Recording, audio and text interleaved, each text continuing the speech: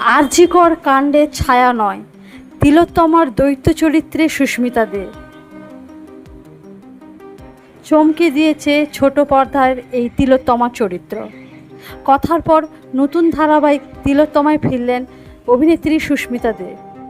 Star জলসার এই ধারাবাহিকের প্রথম ঝলক দেখে অনেকের মনে হয়েছিল গল্পে আরজিকর কাণ্ডের ছায়া রয়েছে। তবে সুস্মিতা স্পষ্ট জানিয়ে দিলেন এটি সম্পূর্ণ কাল্পনিক ও বিনোদনমূলক একটি গল্প, যা লিখেছেন স্নেহাশিস। তার কথায় গল্পে সমাজ বাস্তবতা ছায়া থাকা স্বাভাবিক, কিন্তু নির্দিষ্ট কোনো ঘটনার প্রতিফলন নেই।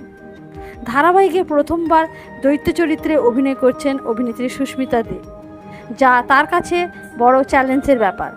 এছাড়া চরিত্রের প্রয়োজনে শিখেছেন বেলাও, যা ভবিষ্যতেও চালিয়ে যেতে চান তিনি। কথার পর বিরতির প্রয়োজন হয়েছিল বলেই জানালেন অভিনেত্রী। সে সময় ওয়েব সিরিজ ও থিয়েটারে কাজ করেছেন, যা তাকে অভিনয়ে আরও পরিণত করেছে। নৈতিবাচক মন্তব্য নিয়ে প্রশ্নে হাসি মুখে বললেন কাজের মাধ্যমেই দর্শকদের ভালোবাসায় জবাব দিতে চান তিনি।